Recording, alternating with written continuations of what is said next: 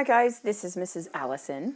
Today what we are going to do is we are going to work on solving quadratics. The first step that we're going to do is solving quadratics by factoring. So, last chapter, remember when I told you factoring wasn't going to go away? Here it is. Here's an example of when we would use factoring in math outside of just factoring. So today we're going to look at solving quadratics by factoring. Okay, so if you follow along on your note sheet, you will see that there are 4 steps we're going to go through to be able to solve by factoring. So let's go through those 4 steps now, and then we'll try a few problems. Okay, the first step to solve by factoring is to set the equation equal to 0. Okay, so we're going to set an equation equal to 0. Oops, I wanted to write equal to 0. But the key is when we set the equation equal to 0, we want to make sure that the x squared stays positive. So we want to keep the x squared term positive.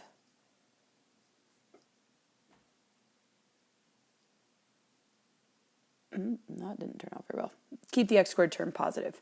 So that's the first thing that we want to do. Set the equation equal to 0, keeping the x squared term positive. Okay, so the second thing that we want to do shouldn't come as any surprise. What we want to do is we want to factor completely. So that's the next step. And this is where we go back to what we were doing last chapter. And we are going to make sure we go through the 5 steps to be able to factor completely. So let's review those real quick. I'm going to come over to the side here and we're going to talk about those. The first one, primary way we should always factor, this is the one that's most important, remember, is the greatest common factor. The next type of factoring that we have is we have a trinomial where a is equal to 1. And then the next thing we have, and we solve a trinomial where a is equal to 1 using just the x method. Then we have a trinomial where a is greater than 1. And this is where we use the x box method. And then we have the difference of squares. I'm going to abbreviate this. So the difference of 2 squares. So remember, if we see subtraction, we see 2 terms and they're perfect squares, we can use the shortcut of difference of 2 squares. And then finally, if we see 4 terms, we know that we can use grouping. So those are the 5 methods that we have to be able to solve a quadratic or to be able to factor completely. All right, so once we factor completely, what we're then going to do is we are going to solve, and to solve a quadratic, we use something called the zero, I don't know what just happened there, the zero product property.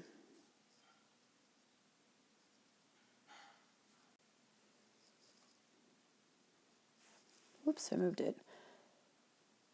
Now why is this not working now? Okay.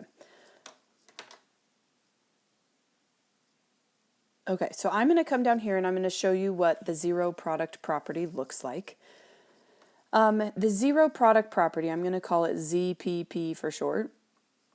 The ZPP, the zero product property, says that if you have a number times by another number, so A times B, and you set it equal to 0, so A times B equals 0, then either A needs to equal 0 or B needs to equal 0, or they both need to equal 0.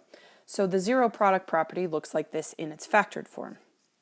Let's say I have factors of x plus 1 times x minus 2 equals 0. So this is what it would look like once we get it factored completely. The zero product property says this, that x plus 1 equals 0, or x minus 2 equals 0, or they both could. And then I'm going to go through and solve. So I'm going to subtract 1. So we get x equals negative 1. and I would add 2, and we get x equals positive 2. So my two solutions for that particular problem would be negative 1 and positive 2. That's what the zero product property looks like. And we'll look at that as we try an example. All right, so the next step, the fourth step that I'm going to ask you to do for a little bit is to check your work. So we are going to go through and check and make sure that the answer that we came up with actually works. All right, you ready to try a first example? Okay, let's move on to the first example. Okay, here is our first example, and the first thing I want you to notice is that this is not already set equal to 0. So we do need to do some work to be able to actually factor this completely. So the first thing that we're going to do is we are going to set it equal to 0, but remember we want to keep the x squared term positive. So I notice that there's an 8x in the way, so I'm going to subtract 8x. Now, our x squared here, why is this not showing up? Are x squared and negative 8x like terms? No. Are 3x and negative 8x like terms? Yes. So I can go through and say that I have x squared, that will be minus 5x equals negative 6. Well, it's still not equal to 0. I need to move this 6 over to the other side. So I am going to add 6 to both sides. And when I add 6 to both sides, I need to check to see which ones are like terms. So are x squared and 6 like terms? Nope. Are negative 5x and 6 like terms? No. So the only thing I can say on this one is I can say x squared minus 5x plus 6 equals 0. And now I have it equal to 0. That's the key that I want. So x squared plus 5x, minus 5x plus 6 equals 0. Okay. Now what we're going to do is we're going to factor completely. So I'm going to go through my list of 5 types of factoring. Is there a greatest common factor between x squared, negative 5x, and 6? Nope, there is not. I can't think of one. I know there's one between x squared and 5x, but there is not one between all 3 of the terms. So there's no greatest common factor, and I do know this is a trinomial where a is 1 because there's no number written right here. So I'm just going to use the x method to be able to factor. So I'm going to plug in 6 to be in the top. I'm looking for 2 numbers that multiply to 6 that add to negative 5. And the only numbers I can think of that multiply to a positive 6 and add to a negative 5 would be negative 2 is negative 2. It's not working for me today. Okay, let's try this again. Negative 2 and negative 3. So when I go and put those in the parentheses, I'm going to have x minus 2 times x minus 3, and it equals 0. Now, here's one key distinction you want to know. You will know if you are actually supposed to continue to solve a problem and not just factor if there is an equal sign in the problem. And it needs to equal 0 to be able to use the zero product property. So here's what the zero product property looks like. I'm going to set x minus 2 equal to 0. I'm going to set x minus 3 equal to 0.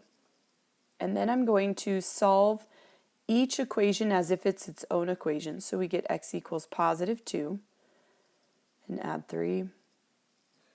And we get x equals positive 3. Okay, so we get the 2 possible solutions of x equals 2 and x equals 3. Now, I want to check my work. Remember, my 4th step is to go and check your work. So I'm going to come over here and we're going to check our work. Okay, we always want to check our work in the original problem. So I'm going to go into the original problem, which was x squared plus 3x equals 8x minus 6, and I'm going to substitute in a 2 each time for each of my x's. So I'm going to check one equation with all 2's and one equation with all 3's. So 2 squared is 4, plus 3 times 2, which is 6, equals 8 times 2, which is 16, minus 6. So 4 plus 6 is 10, 16 minus 6 is 10 as well, so therefore I know x equals 2 is a solution. So I'm pretty sure I'm on the right track. Let's check 3 just to make sure I didn't make any sign errors when I was solving this. So x squared plus 3x equals 8 times 3 minus 6. So let's plug in 3. Okay, so we get 3 squared, which is 9, plus 9 equals 24 minus 6. 9 plus 9 is 18. 24 minus 6 is also 18. So I know that checks out as well. So my two solutions are x equals 2 and x equals 3. All right, here's what I'd like you to do. I would like you to move on to the next problem, and we're going to talk about what I want you to do.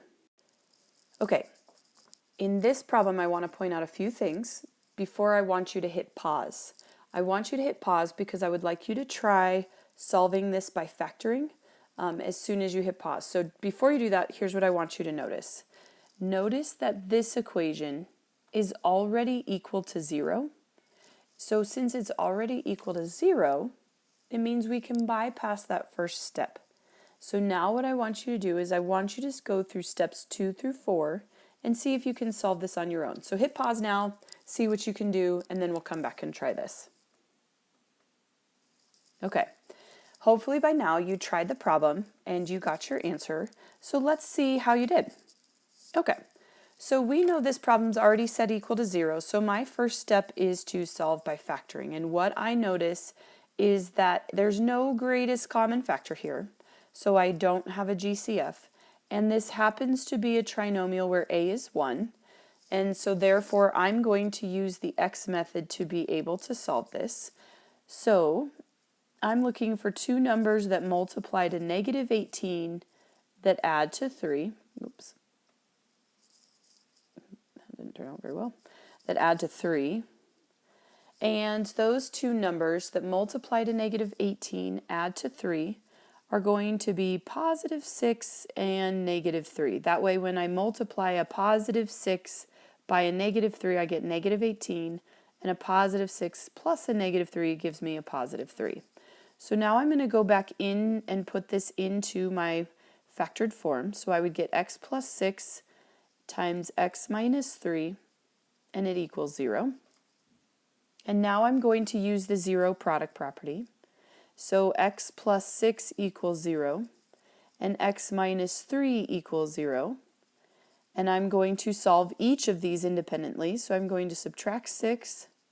So we get x equals negative 6.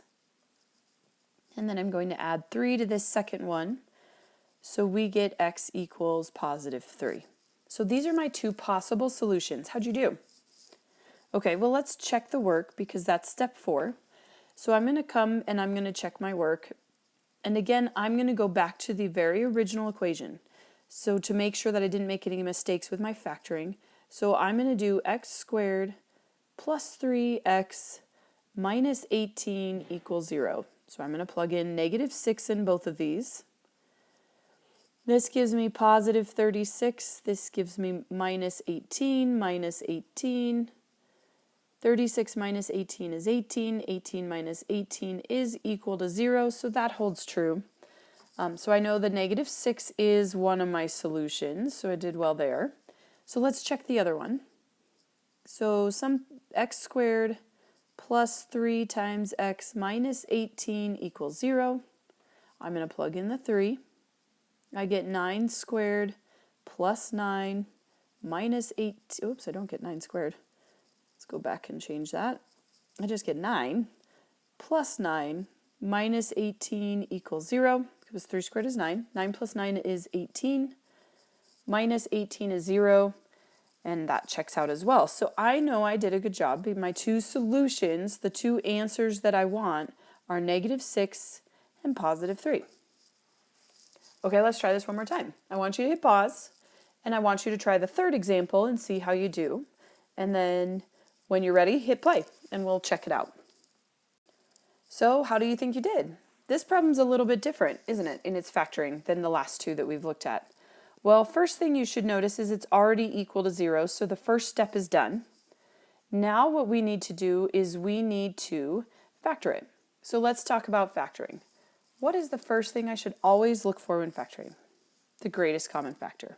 And what I notice in these two terms is that I can take a 3x out of both of them, and that will leave me with an x minus 1 as my remaining thing. This works because I've taken out my greatest common factor. The 3x came out, and if I were to retake this 3x and multiply it by the x, I'd get 3x squared. And if I took this 3x and multiplied it by the negative 1, I'd get the negative 3x. So it looks a little different, but I'm still going to use the zero product property, and here's what that looks like. That tells me that 3x equals 0 and x minus 1 equals 0. So now I'm going to solve each of those. This one's a little bit different because when I divide by 3, we get x equals 0.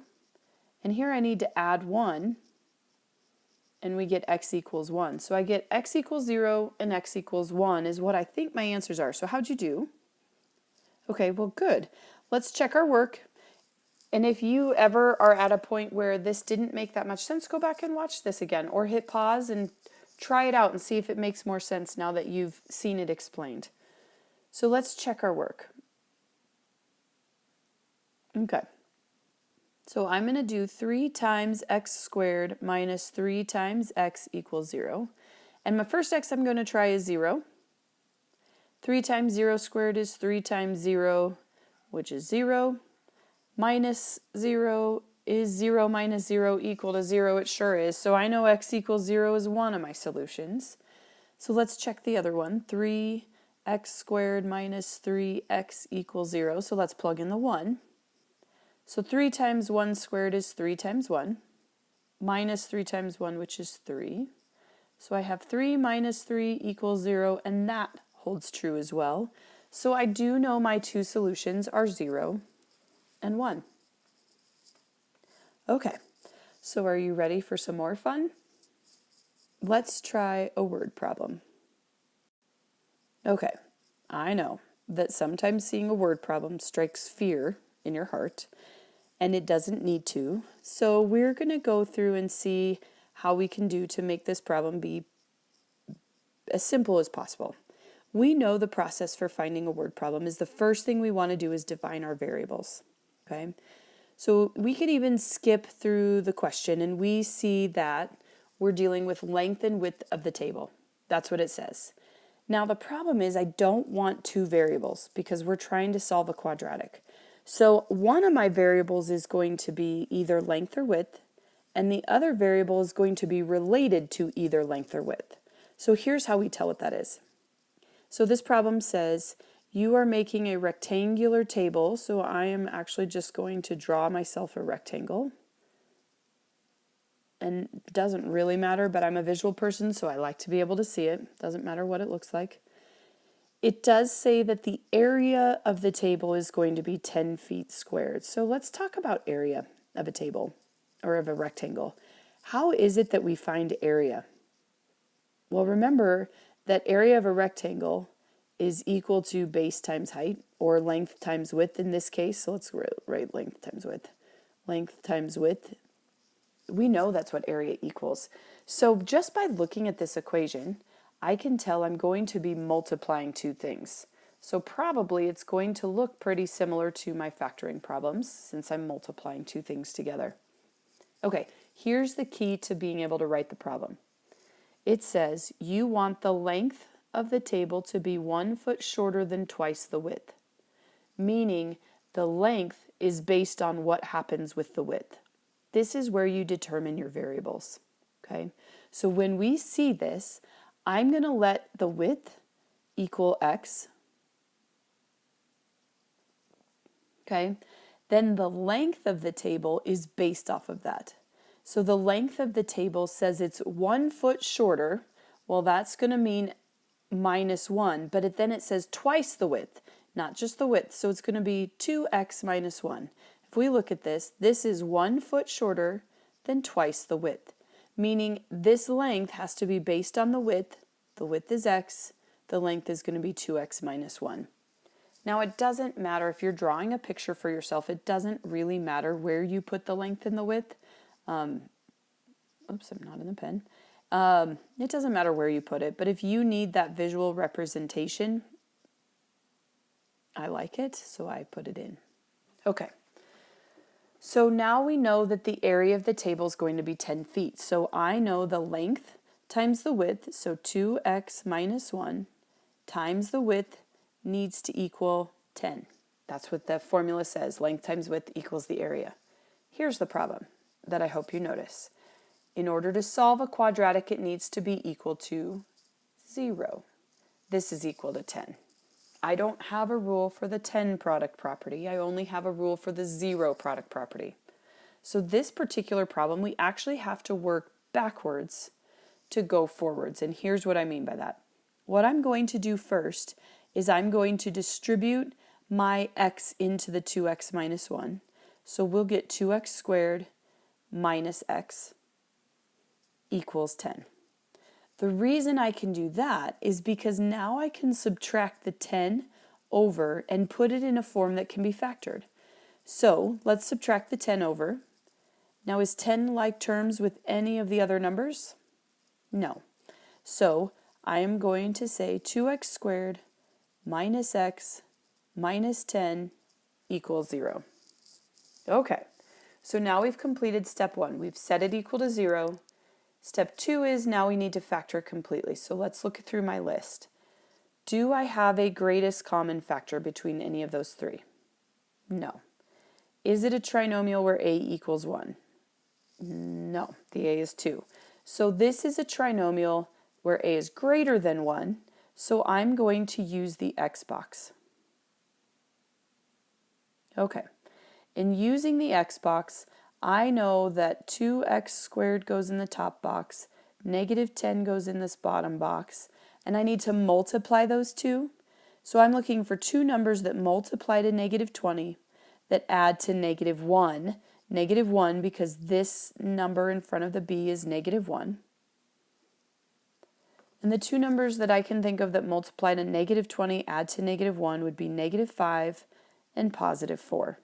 So in my box, I'm going to put a negative 5x and a positive 4x. Okay, so now I'm going to pull out my greatest common factors. And in doing that, I pull out a 2x, a negative 5, an x, and a 2. 2 is the greatest common factor between 4 and 10.